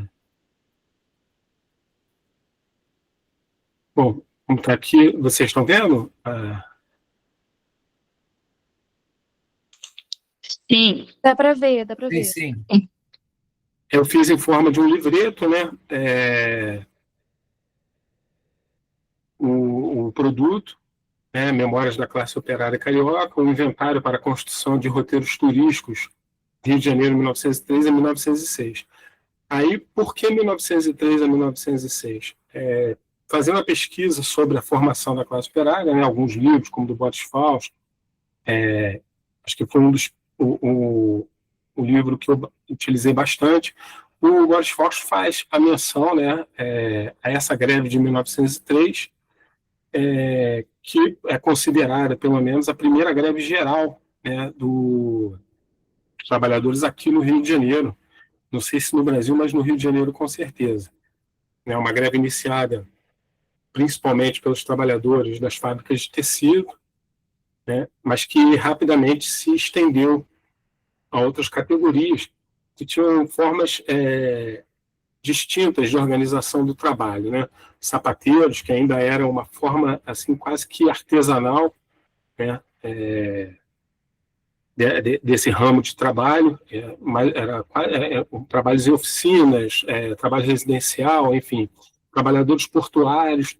E uma curiosidade é que algumas categorias elas não tinham ainda nenhum tipo de representação ou associação que se assemelhasse a algo parecido com os sindicatos, né? Mas que essa greve foi um estopim para justamente a fundação de várias associações, né? Os trabalhadores das fábricas de tecido já tinham o seu sindicato, né? E isso ajudou bastante na organização, né? Aí o sumário, né, um pequeno sumário de textos que eu retirei da própria dissertação, né, tentando explicar aqui um pouco o que é um inventário, né? E uma pergunta que até o professor Carlos me fez na defesa, né, da onde que eu tinha tirado a ideia de fazer um produto educacional, onde o produto, na verdade, são cartões postais, né? E eu falei, ó, foi, na verdade, da leitura de uma das principais bibliografias que eu analisei, que foi a bibliografia do Legoff, né, que trata de memória. Ele fala, tanto as fotos quanto os postais constituem os novos arquivos familiares, a iconoteca da memória familiar. Então, a ideia também é que o produto ele inspire a se fazer também algo que atinja de forma afetiva aqueles que vão usufruir, gozar desse serviço que é a profissão do técnico em guia de turismo, né? Que isso se fixe na memória através também dessas imagens, né, construídas sobre os roteiros que vão ser visitados. Eu não vou ler isso aqui porque é muito grande, tá? A ideia principal é vir para a ideia do produto, né? Aí, como eu disse a vocês, a ideia é um cartão postal, né? Eu fiz esse produto no Canva, né? Eu sou bastante... E aí eu digo a vocês, procurem aqueles que forem que nem eu, que não são alfabetizados tecnologicamente, não conhecem muito. O Canva, para mim, foi de uma enorme facilidade. Enfim, aqui um exemplo do cartão postal. Essa foto é a foto justamente de uma das fábricas de tecido, né? Que é a fábrica de tecidos que existia aqui em Laranjeiras, na Rua General Osório, né? Na General Glicério, perdão. Essa aqui é uma foto da fábrica, eu digo aqui porque eu moro aqui em Laranjeiras. E a ideia do cartão postal, eu não sei se eu clicando aqui vai aparecer para vocês, porque eu não estou vendo vocês, mas eu coloquei alguns hiperlinks, e aqui onde tem esse símbolo de localização, quando eu clico, bom, aqui não foi, porque eu não sei fazer isso aqui no...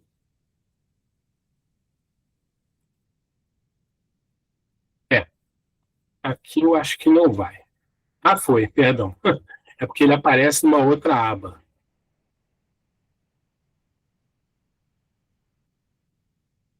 Desculpa, meu computador está com problema de... Bom, eu não vou... A ideia é que quando ele está funcionando bem, só aqui que agora não está funcionando para me sabotar. Quando você clica aqui, ele te manda para a localização correta, né, dos dias de hoje, aonde ficava esse local que está sendo apresentado, né, que hoje em dia já não existe mais, né? É uma série de prédios que existem agora aqui. Então, o registro da fábrica é importante não apenas por uma questão de uma foto antiga, que vai nos remeter a um outro momento, mas isso também é importante, né? Essa nostalgia é um dos elementos até bastante utilizado na propaganda dos pacotes de turismo, né? Aquela ideia da fuga para a natureza, da evasão de um cotidiano tão opressivo como a gente tem hoje em dia, o trânsito, a vida urbana. Então, a nostalgia, normalmente, ela aciona esse tipo de desejo, né? Que é no caso, né, se evadir dos centros urbanos para procurar a natureza e tentar uma reconexão, né? Aqui a ideia é mostrar como era, na verdade, antigamente, uma determinada paisagem completamente modificada, mas também mostrar a curiosidade arquitetônica das fábricas, né? Não sei se vocês conseguem ver, mas as fábricas elas tinham janelas altas, e mesmo sendo muito grandes, mas janelas altas que impediam as pessoas de fora de verem o que está acontecendo dentro, e de quem estava dentro também ver o que está acontecendo fora. Ou seja, o trabalhador, ele mais ou menos no seu ambiente de trabalho, ele ficava bastante isolado, né, do que estava, enfim, fora daquele ambiente, né? Essa outra foto também aqui em Laranjeiras, da Fábrica Aliança, que é a Vila Operária, que é uma outra questão que eu abordei na dissertação, que havia um problema enorme de moradia na cidade do Rio de Janeiro, né? Ela foi uma cidade que acabou ficando muito inchada, né? Primeiro como, enfim, capital do Império, né? Na verdade, capital aqui do Brasil, depois virou capital da República, né? E como existia uma abundância de fábricas, de serviços, enfim, houve uma migração enorme, tanto interna como externa, que foi a questão da imigração até estimulada pelo governo de muitos migrantes europeus, né? E isso, a quantidade de moradias não deu conta de receber todas essas pessoas, e nem havia um projeto do poder público na época, como hoje em dia ainda não há também, de moradias populares, né, ou de construção de moradias para operários. Depois isso passou a existir, e as fábricas e as vilas operárias são expressão disso, né? As vilas operárias tinham uma questão importante, no caso da formação dos trabalhadores, que elas acabavam funcionando também como uma forma de controle quase de 24 horas por dia, né, do trabalhador. Ele vivia nessas vilas, tinha que consumir nos armazéns das vilas, né, tinha que respeitar os horários impostos nas vilas, que eram impostos pela diretoria da fábrica, né, e a qualidade das moradias obedecia à hierarquia de funções dentro da fábrica, né. Agora, por outro lado, também isso aproximou os trabalhadores que puderam construir um cotidiano conjunto, né, e poder trocar de forma mais constante a situação em que vivia. Eu não vou falar sobre cada postal, tá? Só quero mostrar um pouco. Eu também utilizei um pouco de jornais da época, né, que relatavam a importância de jornais naquela época, que eles relatavam praticamente todos os dias os acontecimentos da greve. E havia uma divisão. Havia os jornais pró-burgueses, né, pró-patronal, e haviam jornais que se posicionavam ao lado dos trabalhadores, né? E não eram só os jornais operários, também eram jornais de grande circulação que pertenciam a agentes privados, né? Aqui também em Laranjeiras, essa foto é porque não eram apenas as vilas que eram exemplos de moradias, mas também as casas de cômodo, né? As casas que abrigavam muitas pessoas porque eram antigos casarões. No caso dessa daqui, ela até foi construída, se não me engano, em 1880, e ela é conhecida como uma casa que abrigava muitos trabalhadores, né? Tinham pequenas unidades com banheiros compartilhados, enfim. Muitos delas ficaram conhecidos como cabeça de porco, cortiços, mas nem todas elas tinham esse mesmo nome. Essas aqui são as casas casadas, e a pessoa que mandou construir isso aqui, eu não me lembro o nome dele, mas o sobrenome dele é Leite Leal, e a rua onde ela hoje existe se chama Rua Leite Leal. Essa rua aqui, para quem conhece ali onde fica o Palácio Guanabara, essa rua daqui é chamada Rua Guanabara, né?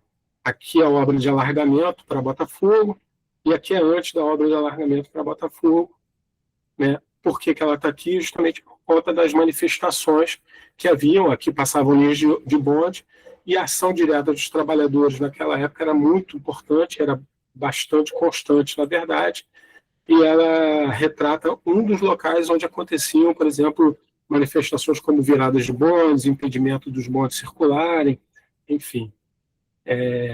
Aqui mais um registro em Laranjeiras. Essa aqui também era uma casa que fazia parte daquela época. Essa casa tem 120 anos, ela continua ali, né, na Cardoso Júnior, onde também existiam muitos distúrbios por conta da greve de 1903. Bruno, desculpa. Sim. Não está aparecendo a imagem aqui para mim, não sei se é só para mim. Perdão, não está mesmo. É mesmo. Por aqui tá tranquilo. A imagem da casa. Agora tá? Aqui tá aparecendo. Aqui tá normal também. Ah, tá. Desculpa, pode ser alguma coisa no meu computador. Obrigado. Não, tudo bem, cara.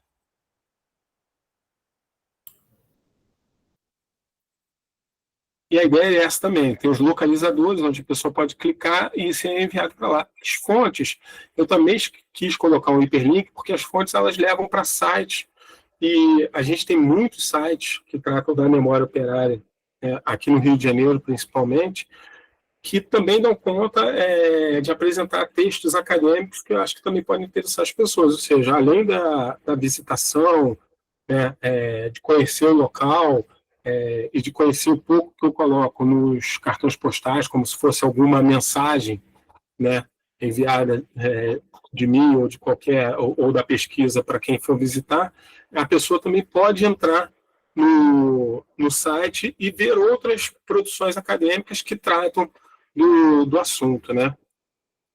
Aqui, para finalizar esse primeiro circuito, eu coloco, né, os sites que eu mais procurei, que é o Brasiliana Fotográfica, né, que é o da hemeroteca lá da Biblioteca Nacional, o Rio de Memórias, que é muito bom para quem quiser estudar temas variados sobre memórias aqui no Rio de Janeiro. Eles têm muitas coisas, inclusive eles abrigam o acervo da Light, tem muita coisa também, quem for trabalhar com iconografia, né, com memória fotográfica, é muito legal, e o laboratório, né, de estudos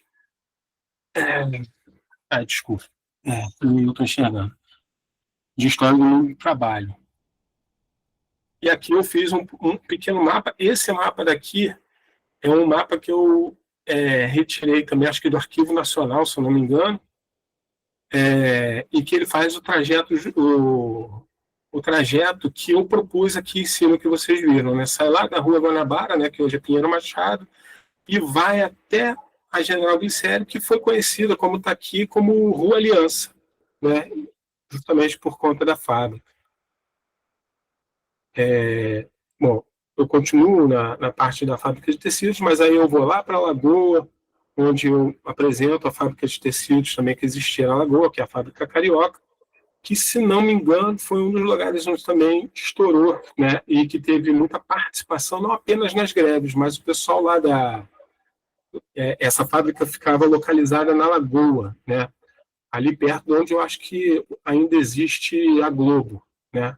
Ou pelo menos uma parte dos estúdios da Globo ali.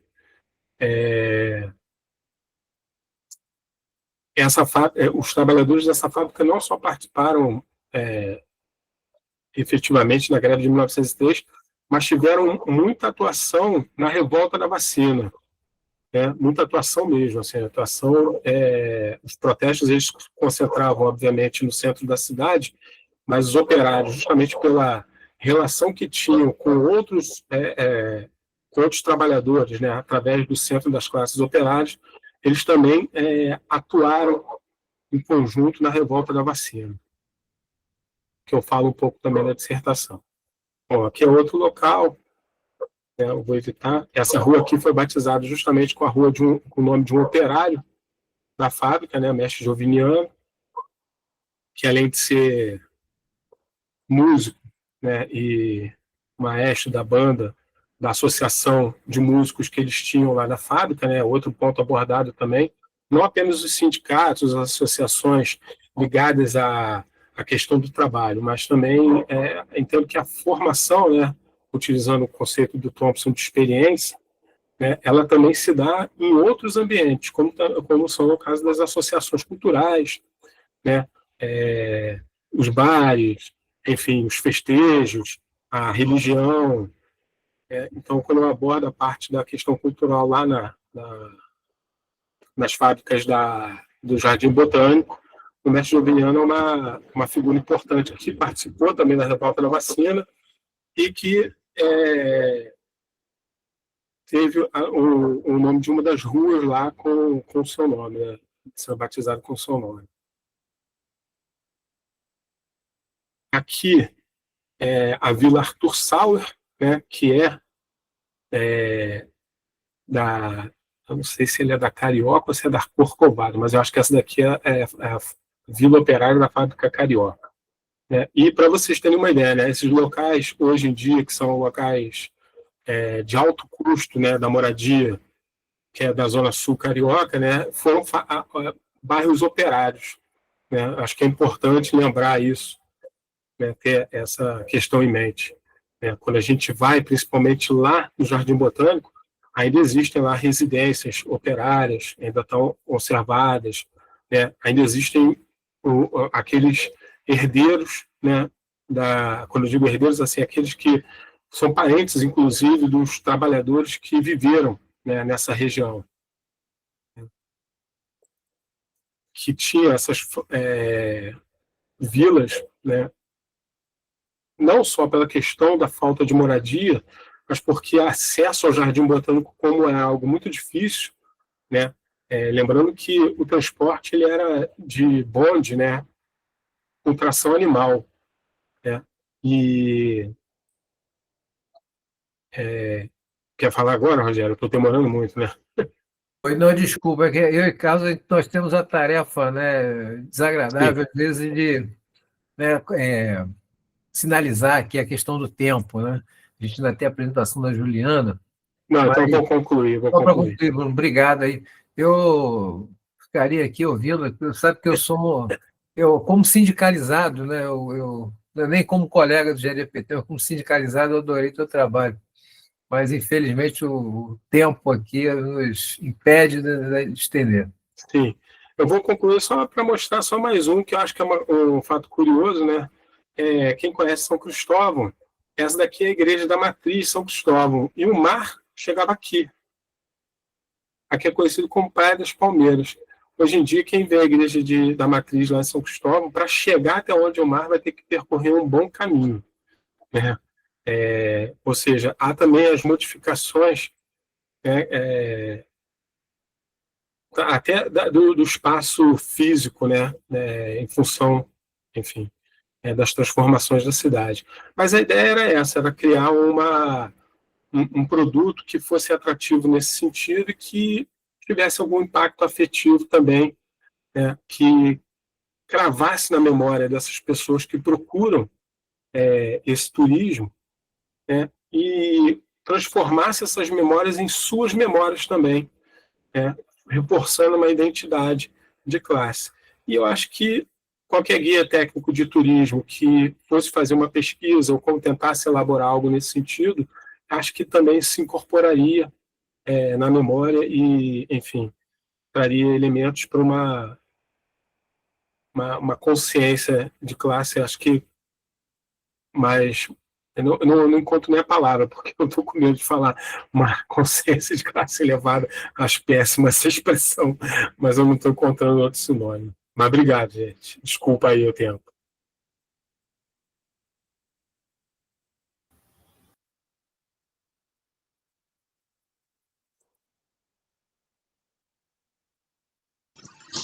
Obrigado, Bruno.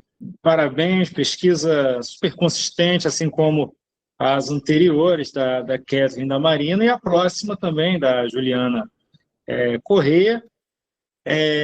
Passamos então a palavra à Juliana para a gente poder encerrar a nossa noite. Agradeço a assistência, a gente ultrapassar um pouquinho das 9 para poder ouvir a Juliana com o tempo necessário para ela apresentar a sua pesquisa, sua dissertação e seu produto educacional, e depois a gente ter 5 minutinhos para eventualmente alguma contribuição, alguma dúvida, alguma colocação que vocês tenham para fazer. Juliana, a palavra é sua. Obrigada, professor.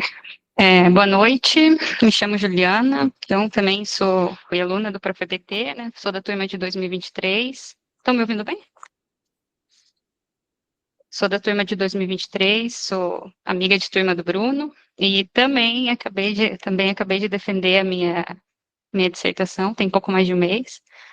O professor Rogério, o professor Carlos, eles estiveram, né, na ocasião. O professor Carlos foi meu orientador, né, então ele me acompanhou no meu processo de escrita de trabalho todo, né. Então, o ProfEPT, né, que é um mestrado profissional e diferente dos mestrados acadêmicos, né, dos programas de pós-graduação acadêmicos, ele tem algumas particularidades, né. Uma delas é a gente ter que apresentar, junto com a nossa dissertação, um produto educacional, né, produto tecnológico, né, que a gente denomina popularmente de produto educacional, ou PE, né, e daí, como vocês viram, os exemplos dos colegas que acabaram de apresentar, né, da Marina, da Kathleen e do Bruno. Então, assim, para exemplificar um pouco, para que vocês entendam, assim, basicamente, de forma bem resumida, o que é, né, um produto educacional, pode ser tudo que o aluno ali, que o mestrando desenvolve, que depois pode ser aplicado na prática profissional, mundo afora, né. Então, podem ser produtos educacionais, guias, manuais, videoaulas, sites, blogs, apostilas, né, e no meu caso eu desenvolvi uma apostila. Eu desenvolvi uma apostila para a disciplina de redação oficial, para ser utilizada na disciplina de redação oficial. Essa disciplina é uma disciplina que pode ser encontrada em alguns cursos do eixo de gestão e negócios. Então, esse é um dos eixos que está lá discriminado no Catálogo Nacional de Cursos Técnicos, né? São 13 eixos que estão lá discriminados no catálogo. E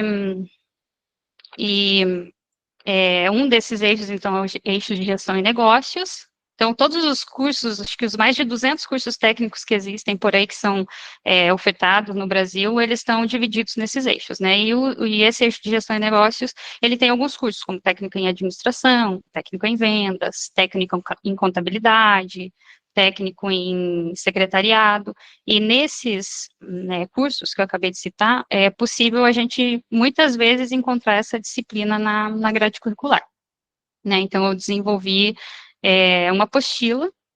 O nome da minha apostila é Redação Oficial na Educação Profissional e Tecnológica, apostila para estudo complementar. Depois, se vocês quiserem, eu coloco ela aí na tela.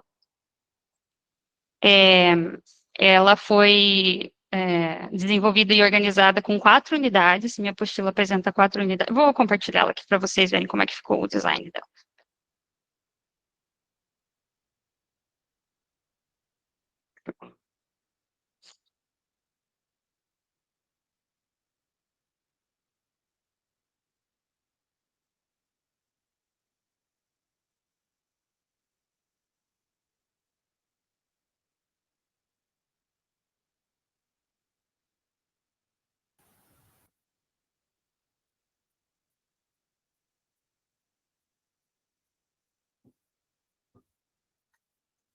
Estão vendo? Sim, sim. Tá, ótimo. Então, esse aí é o meu produto educacional, pessoal, essa apostila aí. Ela tem 35 páginas, se não me engano. Eu fiz 2 versões dessa apostila, uma para professores, que tem sugestões de respostas, tem interações com os professores, e outra eu fiz para os estudantes, né, que daí sem a parte das respostas, né. Então, ela está dividida em 4 unidades, que são, deixa eu mostrar aqui para vocês o sumário. Na unidade 1, linguagem formal e linguagem informal. Unidade 2, áreas funcionais das organizações. Unidade 3, redação oficial e interdisciplinaridade. E unidade 4, redação oficial e linguagem simples.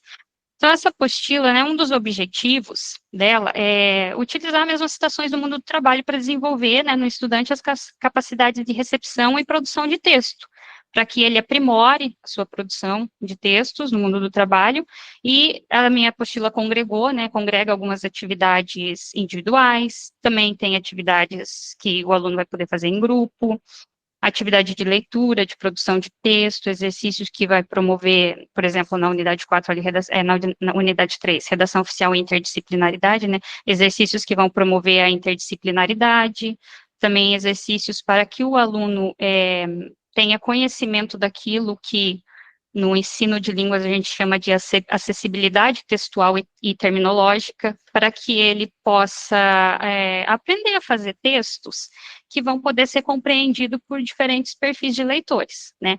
Então, eu pensei nesse produto educacional para contribuir mesmo para a formação desses alunos, né, dos cursos técnicos, para que eles aprimorassem os seus textos, para que eles tivessem autonomia nas interações verbais, nas práticas profissionais deles, e para que, assim, eu penso que o meu produto educacional, ele seja um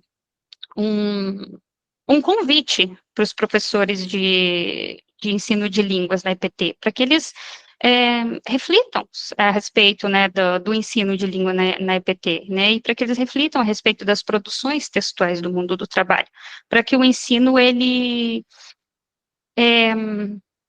deixe de ser apenas tão prescritivo, né? Quem já teve aula de redação oficial sabe que muitas vezes é um ensino que pode ser maçante, repetitivo, né?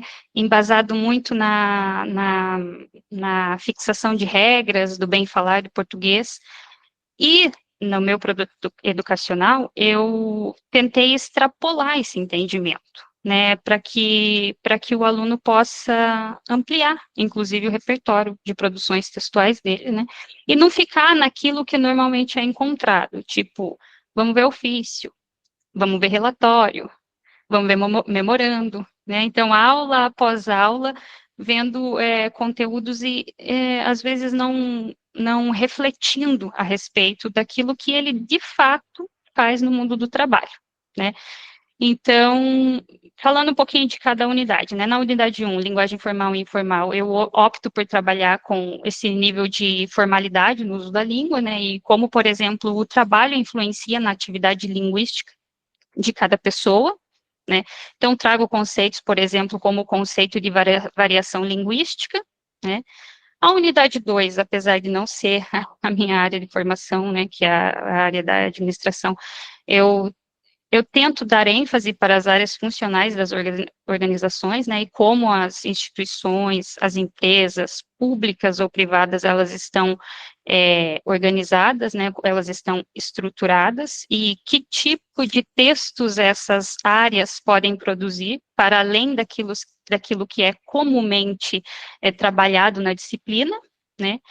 Na unidade 3, redação oficial e interdisciplinaridade, eu apresento uma ideia de como outras disciplinas podem trabalhar de maneira a dialogar com a disciplina de redação oficial.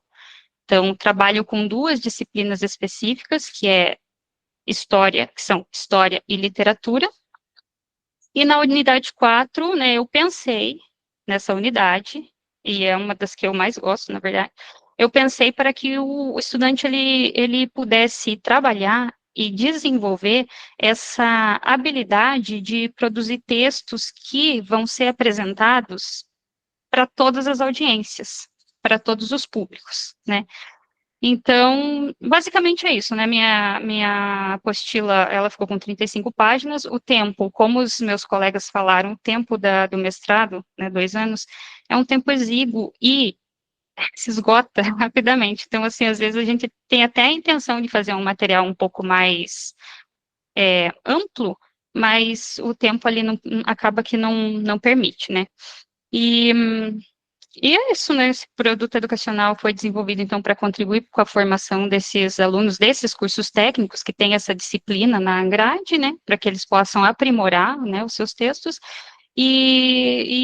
Como eu gostaria de repetir, né, de enfatizar, como se fosse um convite mesmo para o professor que dá aula de língua na EPT, para que ele reflita, né, para que a disciplina deixe de ser, né, apenas essa disciplina prescritiva, essa disciplina de fixação, né, de conteúdos, de regras do português, uma disciplina que é manualística, né, gente, é manual, assim, é um manual que o professor, enfim, se ele quiser se ater só a isso, ele vai olhar só para isso, mas se ele tiver um olhar um pouquinho mais amplo, pode ser uma disciplina que ele vai fazer com que o aluno, assim, desperte esse lado criativo, né? Pode ser uma disciplina que vai fazer com que o aluno amplie esse repertório, assim, são muitos os textos que o aluno produz no mundo do trabalho, né? Então, mostrar essa realidade para o aluno já é um começo. Eu penso que o meu produto educacional, ele é um produto, um material que promove isso, né? Que promove essa ampliação do repertório dos gêneros textuais para os alunos. E basicamente é isso, eu quis falar um pouquinho do meu produto educacional, só não quis me ater, né, não quis entrar na parte da dissertação, mas se vocês quiserem depois também, eu passo o meu trabalho, deixo o meu e-mail, vocês me pedem e eu passo para que vocês possam ler o meu trabalho na íntegra daí, né, e ver o meu produto também com mais riqueza de detalhe. Assim, o meu produto acho que ainda não está, né, no portal EduCaps, ele está em processo de trâmite de ficha catalográfica, assim, demora um pouquinho para ele ser publicado, para ele ficar público, mas eu posso passar ele para vocês, para quem quiser. É isso. Obrigado, Juliana. Elegância de sempre, ainda encerrando 5 minutos antes das 9. A gente vê eu quis ser rápida, né, para não atrasar a vida de ninguém. Poxa, Juliana, pesquisadora excepcional.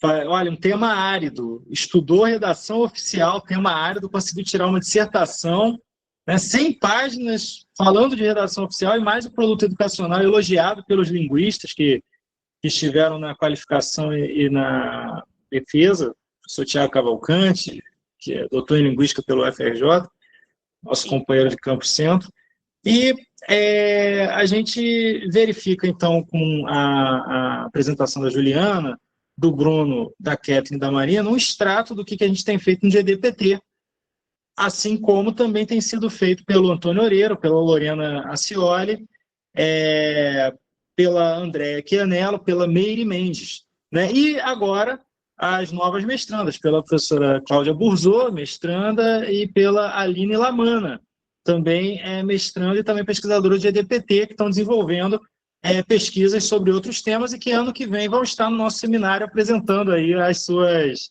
pesquisas após as suas qualificações. Eu vou passar a palavra ao professor Rogério de Castro para colocações dele, e temos ainda um tempinho aqui, gente, se o pessoal quiser fazer ou pelo chat, eu não estou vendo o chat aqui, mas eu olho daqui a pouco, ou abrir microfone e fazer considerações, e aí depois a gente passa para as considerações finais dos 4 palestrantes de hoje, para a gente poder encerrar. Rogério, a palavra é sua. Então, inseri também o Paulo Orli, né, que também é nosso colega do GLPT, a Roberta Paulo Xavier. E Roberta. A Roberta está aqui também na assistência nesse momento. Então, e Marcos Santana, Valério e Gisele. Exatamente. Gisele, Marcos, Paulo e Roberta qualificaram esse ano, e ano que vem defendem as dissertações. Isso. E mil desculpas, 9 da noite, estou desde 7 da manhã lecionando hoje, a gente já vai pifando, mas é o meu isso caso mesmo, também. E o Rogério também, hoje já teve desde 7 da manhã lecionando.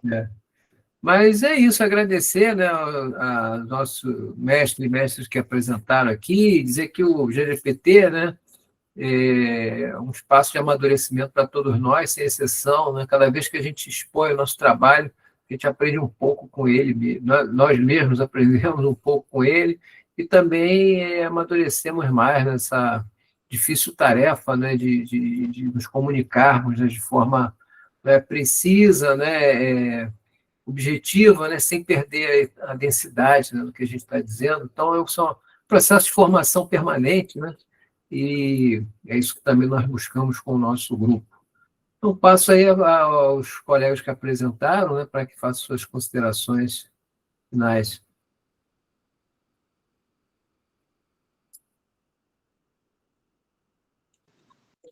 Kathleen,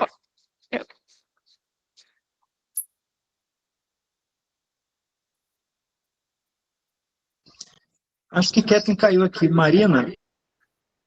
Marina, Opa, Marina está aqui. aqui.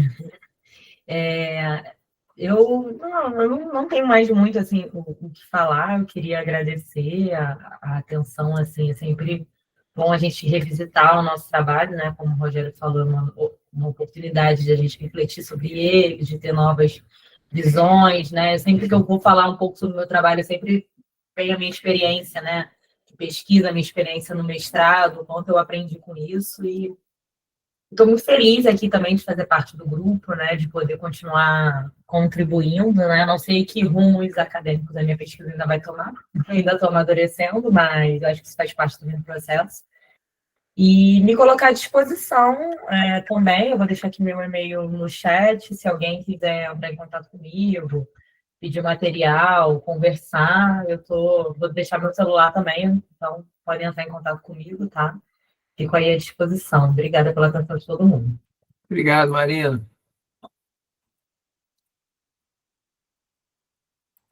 Agora que eu vi mensagem da Kathleen, gente, desculpa, ela me mandou um WhatsApp aqui dizendo que ela estava na escola e ela teve que sair por conta do horário. A escola ia fechar, né? A escola ia fechar.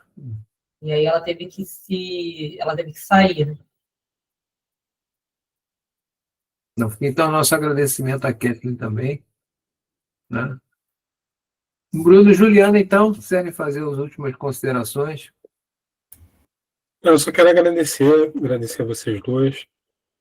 Tá? E, bom, dizer a galera que, por mais dificuldades que possam vir, se apoiem aí nos seus orientadores, né, nos seus colegas, que vai dar tudo certo, vai acabar, vocês vão abandonar ela em algum momento, a dissertação, e vai dar certo. Tá? Um abraço. Valeu, Bruno, obrigado. Obrigada, pessoal. Foi bem interessante. Também queria deixar registrado aqui o meu agradecimento aos dois professores, né, professor Carlos Eduardo e professor Rogério, porque eles estão sempre fazendo chamamento aí para a gente participar de alguma coisa. Então, o professor Rogério, né, falou que a gente está sempre aprendendo, toda vez que vai apresentar é um aprendizado. Então, eu agradeço eles, porque toda vez é um aprendizado mesmo. E poder, né, compartilhar com pessoas para além do ProfEPT, né, os alunos aqui da especialização. Quem sabe, né, não tem algum aluno que vá tentar. Existe essa possibilidade, né? Existe programa de pós-graduação acadêmico, mas existe o ProfEPT, está lá também. E agradeço, né? Agradeço o espaço que sempre é concedido para a gente, a fala, né, que é possível que a gente faça para desenvolver as nossas pesquisas. Muito obrigada. E hoje saiu o edital novo da Imperial Editora, a gente vai tentar aquele projeto, né, das pesquisas de DPT, um extrato, um capítulo de cada dissertação, a gente junta num volume e vamos submeter. Quem sabe a gente consegue circular pela Imperial Editora, aí, que tem sido feito com esses extratos. Isso aí. Gente, então, muito obrigado. Agradeço a presença de todos. Rogério, você tem algum comentário final para fazer? Não, é só mesmo agradecer, né, a todos e todas que estão aqui conosco, né, aqueles também que vierem assistir a nossa atividade pelo canal do LAED, né, e estamos aqui, né, à disposição de todos e todas, né, abertos ao diálogo, e que continuemos conseguindo dialogar aí com outras instâncias do Pedro II, né, não só dele, também, né, de outros institutos federais, universidades e instituições também dedicadas aí ao estudo da educação profissional e da educação em direitos humanos, né? Ano que vem, Gente, espero que o nosso seminário também chegue lá na Rural, na UERJ, né, em outros espaços, né, para que esse diálogo possa ser amplificado. é dia 31. Quem se interessar, apareça lá no link, já está na página do Laed. Eu vou fazer um print tradicional nosso, quem quiser aparecer, ninguém é obrigado. Quem quiser aparecer, liga a câmera. Quem não quiser aparecer, mantém desligado. Vou fazer só para a gente ter esse registro Deixa eu desse só último dia de colocar encontro. aqui, eu não estou conseguindo colocar o link aqui da atividade no chat. Eu pego ali, de repente, e ponho aqui. Deixa eu fazer um printzinho nosso. Hoje, infelizmente, não poderei ligar a câmera. Não, Vocês não não, sei. Quem não... Ah, Isabelle, vocês não sempre vão poder ver minha participa. beleza É, hoje. não, mas você sabe que você.